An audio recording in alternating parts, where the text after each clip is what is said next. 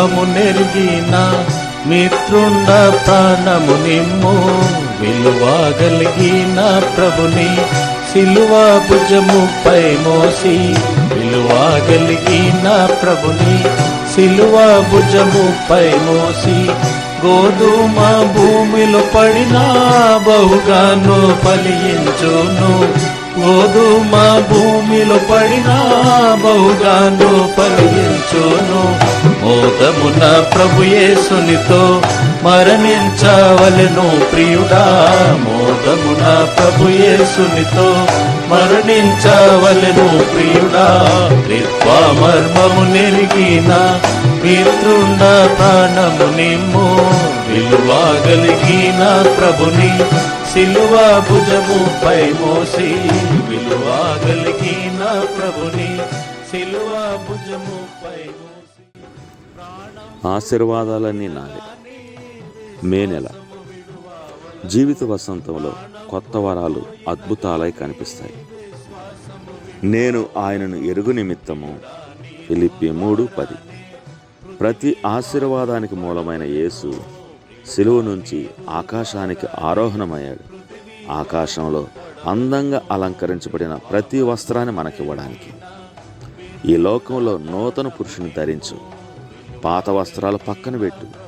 నిత్యం ఆయన నిండైన హస్తంతో నింపబడ్డాను. ఆయనలో బంగారు దుస్తులు కనుగొన్నాను. క్రీస్తునందు విజయుడినై అందరికీ కనిపించాను. నా పక్షాన ఆయన యుద్ధం గెలిచాడు. నాలో ఎలాంటి గొప్పతనం లేదు. ప్రస్తుతం రక్షకుని వలె ఉండడం తప్ప. FLK. మే నెల ఒక విత్తనం. విత్తనం దేవుని గొప్ప బోధకులలో ఒకటి. అది అన్ని రకాల భాషలు మాట్లాడగలదు. అది నిత్యం సత్యమే చెబుతుంది.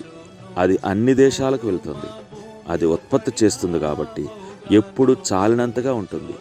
ఈ లోకంలోని ప్రతి వ్యక్తి ఏదో బోధ వినే ఉంటారు. తరచుగా నేను పొదల్లో, అడవిలో తిరిగినప్పుడు వాక్య సత్యాలను వివరించడానికి విత్తనం ఉదాహరణగా తీసుకుంటాను. సాధారణంగా కొబ్బరికాయను దృష్టాంతంగా చెబుతాను. ఎందుకంటే ప్రేక్షకులు అందరూ చూసేలా అది అతి పెద్ద విత్తనం. తనను చూడాలని ఆశపడిన గ్రీకులకు యేసుక్రీస్తు ఈ అలంకారాన్ని యోహాను 12:24లో పరిచయం చేశారు. 23వ వచనంలో ఆయన చెప్పిన మొదటి వాక్యం, మనుష్య కుమారుడు మహిమ పొందవలసిన సమయం వచ్చి ఉన్నది అని చెప్పిన వెంటనే విత్తనాన్ని లేక గింజను మర్మమైన అలంకారంగా తీసుకొని గంభీరమైన వివరణ ఇచ్చారు. గోధుమ గింజ భూమిలో పడి చావకుండిన ఎడల అది ఒంటిగానే ఉండును. మరణం మహిమకు మార్గం. ఈ జీవన సూత్రం ఆదికాండం 1వ అధ్యాయం నుంచి సహజంగానే పనిచేస్తూ అనేక విజయవంతమైన విశ్వాసుల జీవితాల్లో స్పష్టంగా వ్యక్తమైంది. నీవేమి విత్తినా అదే పంటను పొందుతావు అని విత్తనం బోధిస్తుంది. భూమిలో ఏ విత్తనం పడి మొలకెత్తుతుందో దాని తగిన కాలంలో ఖచ్చితంగా అదే ఫలాన్ని ఇస్తుంది. పంటను కోసే నియమంలో మరో మార్పు, ఉల్లంఘన లేవు. విత్తనమును దేవుని వాక్యానికి ఉదాహరణగా ప్రభువు వివరించారు. దేవుని రాజ్య సంబంధాలకు కూడా విత్తనం ఉదాహరణగా వాడబడింది. క్రీస్తు విశ్వాసులంగా ఆయన కుమారుని బట్టి మనమందరం ఆయన సంతానమే. అయితే ఎలాంటి విత్తనాలో మనం? మత్తయి 13:38లోని ఉపమానం మంచి విత్తనములు రాజ్య సంబంధులు అని తెలియజేసింది. విశ్వాస జీవితానికి, జీవన శైలికి సంబంధించి విత్తనం లోతైన పాఠాలను నేర్పుతుంది. లక్షల రకాలైన విత్తనాలను చూసి అవి ఎక్కడి నుంచి అక్కడికి ఎలా వచ్చాయని అడగవచ్చు. దానికి జవాబు ఆదికాండం 1:11లో చూడగలం. గడ్డిని, విత్తనములిచ్చు చెట్లను, భూమి మీద తమ తమ జాతి ప్రకారం తమలో విత్తనములు గల ఫలమిచ్చు వృక్ష ఫలములను భూమి మొలిపించును. యోహాను 12:24లో చెప్పబడినట్లు క్రీస్తే నేలలో పడి చనిపోయిన విత్తనం. ఆయన మరణం, పునరుద్ధానం నుంచి ఉద్భవించిన విస్తారమైన ఫలం. కానీ మనం ఎలాంటి విత్తనాలు? ఆయన జీవితాన్ని మనకివ్వడానికి చనిపోయిన ఆయన లాంటి వారం. చనిపోయిన విత్తనం లక్షణాలు ప్రఖ్యాతిగాంచిన మొక్క నుంచి వచ్చే ప్రతి విత్తనానికి ఉంటాయి. వృక్షశాస్త్రంలో గమనిస్తే ఒక మొక్క నుంచి ఉద్భవించే సంయుక్త బీజం అంటే జైగోట్ అదే పరిమాణం, ఆకారం, రంగు, బరువు, రుచి కలిగి ఆ యొక్క ఉత్పత్తి చేసే సామర్థ్యాన్ని కలిగి ఉంటుంది. ఈ ప్రక్రియ అంతా స్వతసిద్ధంగా జరగడమే ఒక అద్భుతం. ఆ విత్తనం ప్రయత్నించడం కానీ, పనిచేయడం, ప్రార్థించడం, పోరాడటం, అధ్యయనం చేయడం వంటిది ఏది చేయదు. కానీ సృష్టికర్త నియమించిన దైవ నియమానికి కేవలం అప్పగించుకుంటుంది. మరణం ద్వారా జీవం ఉద్భవిస్తుంది. ఈ సాదృశ్యం విలక్షణమైనది. సృష్టికర్త మనలో ఆయనను జన్మింపజేసే శక్తిగల ఆయన విత్తనాన్ని ఉంచుతాడు. విత్తనంలో ఎలా జరుగుతుందో అలాగే సహజ సిద్ధంగానే క్రీస్తు పోలిన లక్ష్యం నాలో ఆరంభమవుతుంది. ఆదాము జాతిని మొలకెత్తింపజేసే విత్తనం మనలో ఉందనేది సత్యమే.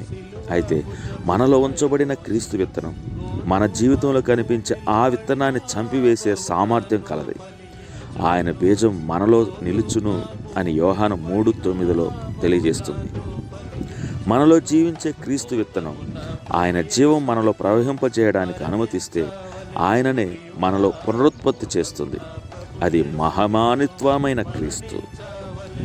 సింధూర విత్తనం సింధూర వృక్షాన్నే పునరుత్పత్తి చేస్తుంది. అలాగే ప్రభు సైతం విత్తనం వలె మొలకెత్తి ఆయన విలక్షణ లక్షణాలను మనలో మన స్వభావం ద్వారా ఉద్భవింపచేస్తాడు.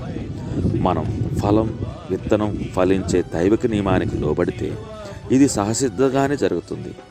క్రీస్తు విత్తనం కేవలం క్రీస్తు పోలికనే మనలో ఉత్పత్తి చేస్తుంది.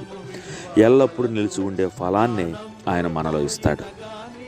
పేతురు తన 2వ పత్రికను ఈ మాటలతో ముగించాడు. క్రీస్తు అనుగ్రహించే కృపయందు జ్ఞానమందును అభివృద్ధి పొందుడి. మనం చెప్పినంత మాత్రాన ఒక మొక్క పెరగదు. విత్తనంలో పొందుపరిచిన నియమం ప్రకారం పనిచేయడానికి సృష్టికర్త దానికి ఎలాంటి నమూనానిచ్చాడో దాని ప్రకారం చేయడానికి అవసరమైన పోషకాలు సమకూర్చినప్పుడు అది ఎదుగుతుంది. జ్ఞానమనే ఆహారం, విశ్వాసం అనే ఎరువు, సత్యానికి విధేయత లాంటి తేమను సరఫరా చేసినప్పుడు మనలో నివసించే క్రీస్తు ఆయన పోలికను మనలో పునరుత్పత్తి చేస్తాడు. కాబట్టి ఆ జీవన నియమాన్ని పోషించి దానిని మన జీవితాలలో సుస్పష్టమవటానికి కనిపెడదాం. ఎదుగుదలకు అవసరమైన ప్రతి పోషకాహారం లేఖన భాగాలలో ఇవ్వబడింది. అది ఎక్కడి నుంచి వస్తుందో మనకు తెలుసు. మనం లిస్టులో నుంచి తీసుకోవడానికి ప్రతిదానికి ఒక వచనం ఉంది. వనరులు అపరిమితం. తండ్రి ఆయన కుమారుడినే మనకిచ్చాడు. ఆయనతో పాటు ఉచితంగా సమస్తమును మనకు అనుగ్రహిస్తాడు. రోమా 8:32.